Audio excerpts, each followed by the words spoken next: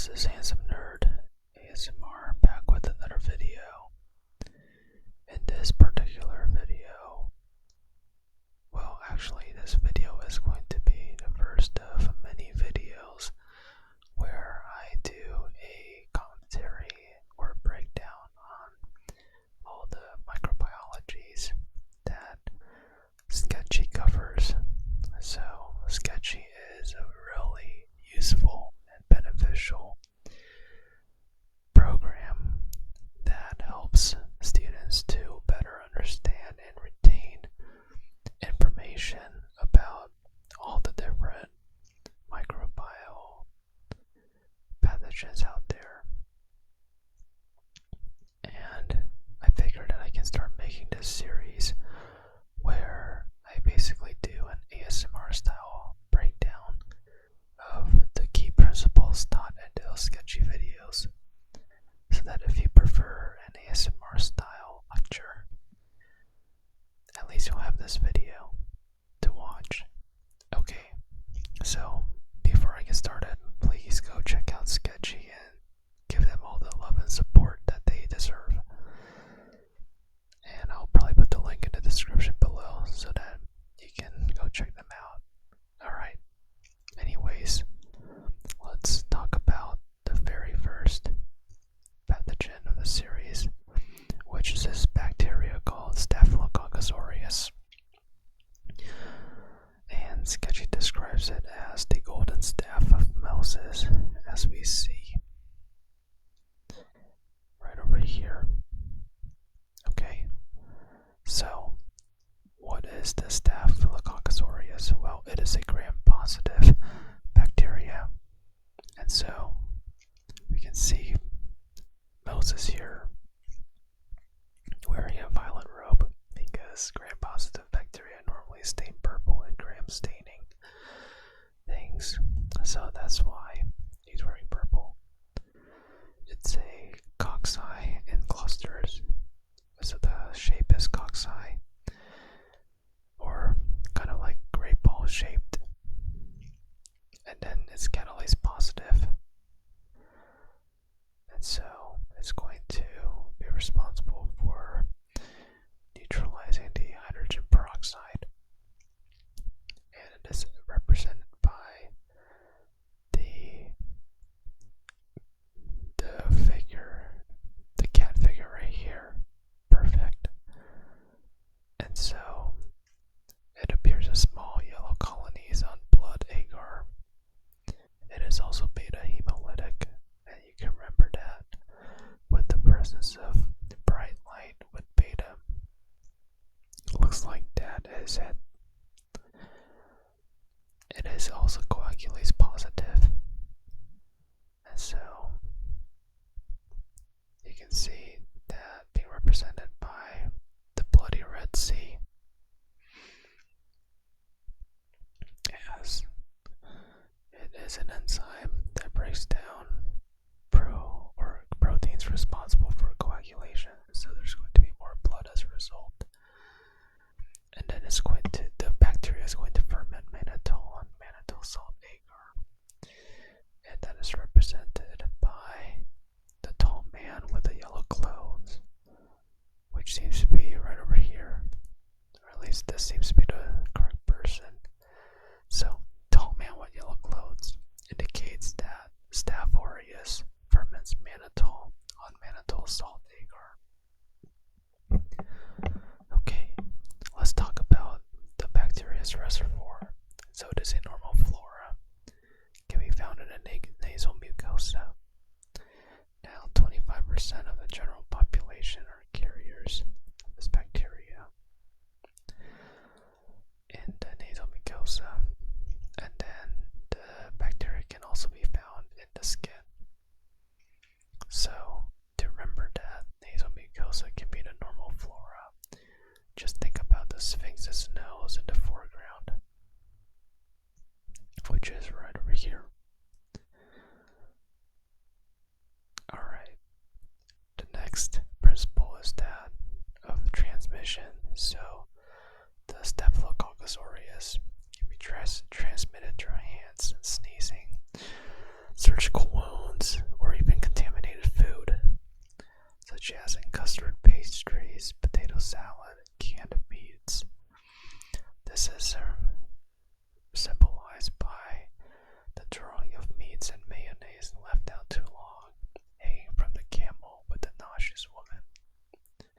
So let's look for that.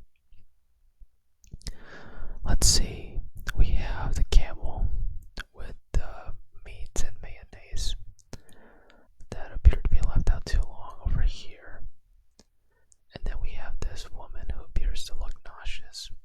So that's how we know that Staphylococcus aureus are responsible for such presentation.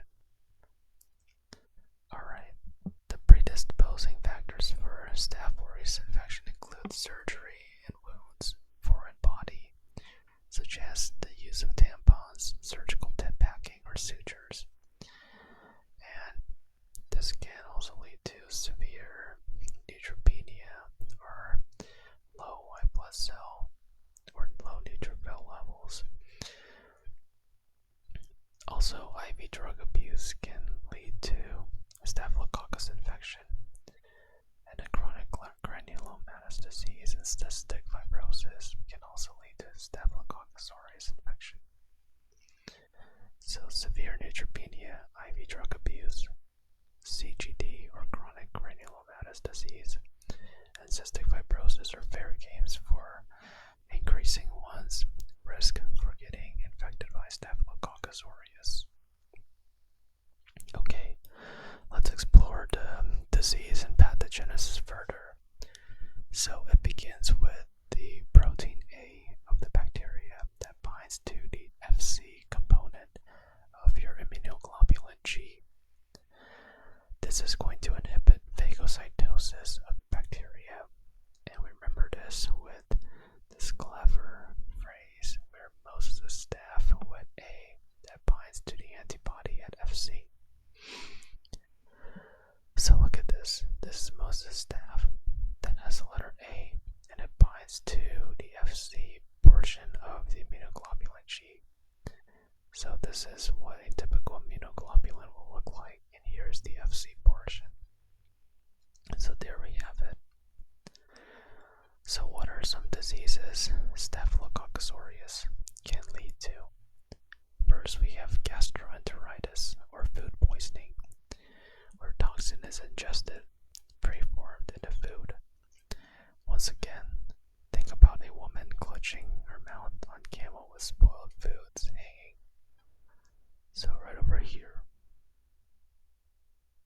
Yep. And then what happens in gastroenteritis? Well, about 2 to 6 hours after ingesting toxin, patient will have nausea, abdominal pain, vomiting, that is followed by diarrhea. This can be symbolized by the rapid onset represented by the running camel. So the camel was running here.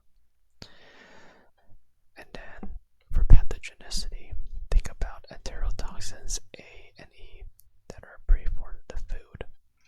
They are fast acting and heat stable. So think about enterotoxins A through E. They're fast acting and heat stable.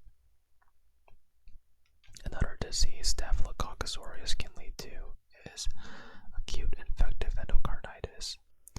This typically results from the use of intravenous drug or abusing it specifically. Think about, in this case, a woman clutching her heart while sitting on the heart's blanket on a running camel with mortar and pestle and vials. So let's see where that figure would be. Maybe right over here. Yep, so this would be the figure we're looking for. We see the heart-shaped sacs and the heart-shaped blanket and the mortar and pestle. That's how you remember acute infective endocarditis could also result from Staphylococcus aureus. Specifically, it can result in right-sided heart infection of tricuspid valve. That is represented by the presence of 3 pyramids behind a woman. So right over here, 3 that look like a tricuspid valve. It can also lead to fever, malaise, leukocytosis, and heart murmur, although such murmur may be absent initially. And for pathogenicity, just think about the It's a fibrant platelet mesh. Also, cytolytic or alpha toxins,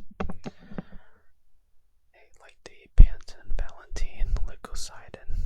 These forms pores in infected cells and is then acquired by bacteriophage. Okay, hope you got that all down. Alright, now we have this thing called toxic shock syndrome, which is probably one of the most concerning of all the diseases here. You can remember this by the bald man with super K with lightning bolt. So right here, bald man with super K with lightning bolt. The toxic shock syndrome can lead to fever, hypotension, scarlet teniform rash that desquamates, and multi-organ failure. The rash can appear especially in the palms and soles, and this is due to the toxic shock syndrome. Toxin 1, it's a superantigen toxin that has non-specific binding of the MHC class 2 and T-cell receptors. This leads to overactivation and eventual cytokine storm. We then have osteomyelitis, which happens to be the most common cause from Staph aureus. For this one, think about the bony fish in front of the camel with bandages on knees. So let's look for that bony fish with bandages on knees. Well, there appears to be the bony fish there in front of the camel. So can't see very well from here. Oh, yeah, bony fish in front of the camels with bandages on the knees. So right over there. Perfect. That's how you remember osteomyelitis. So, as a result, the clinical symptoms for this include bone pain, fever, tissue swelling, and redness. On imaging, you might see lytic bone lesions. The pathogenicity behind this is the cytolysin toxin and coagulase positive enzymes. This will convert fibrinogen into fibroclot, and it forms localized boils.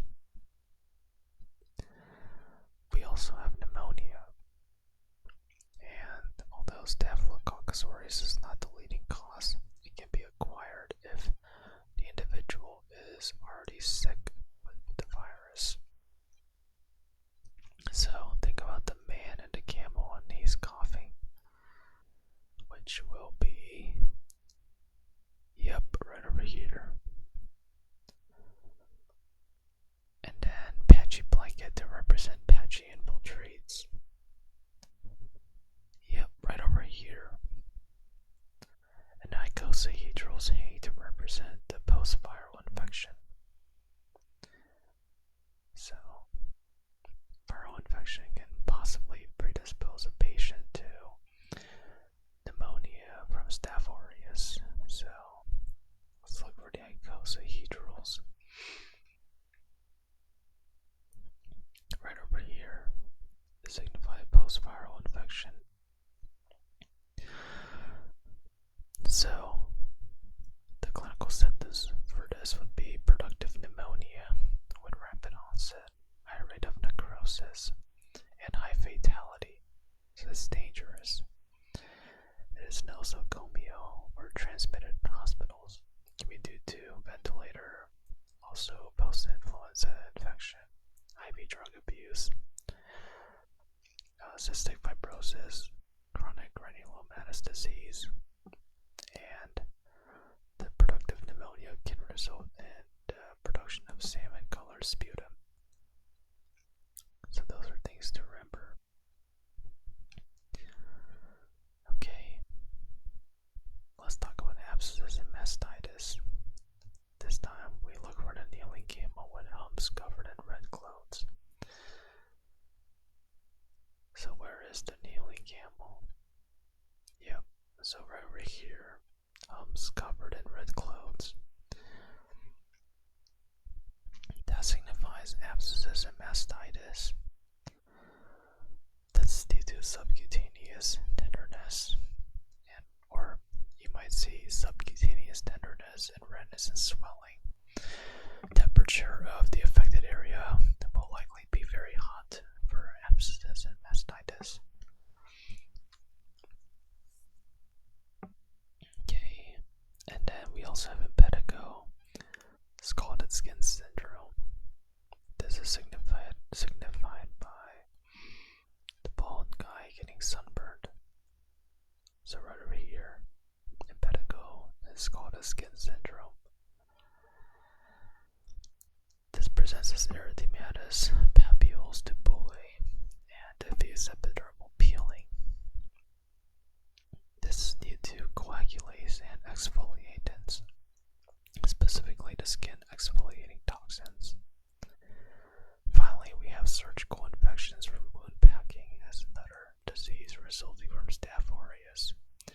This can present as fever with cellulitis and or abscesses. This is due to coagulase enzyme, the exfoliatants, and the toxic shock syndrome toxin 1 or toxic shock syndrome toxins. So just remember that. Okay, so how do we treat Staphylococcus aureus? If the patient presents with gastroenteritis, it is usually self-limiting, so no treatment is required. Now, penicillin can be used. So, look for the Pharaoh's pencil staff. Let's see where that would be. Oh, looks like over here. But the thing is, nafcillin and oxacillin are a drug of choice because of the widespread antibiotic resistance, where you have resistance to penicillin, or you have the production of penicillinase enzyme, which ultimately destroys penicillin, so we need nafcillin and oxacillin. But for methicillin-resistant Staphylococcus aureus, we need to use vancomycin. So the vancomycin is symbolized with Pharaoh and handout showing mercy next to a caravan. Right there, showing a hand next to a caravan as in vancomycin.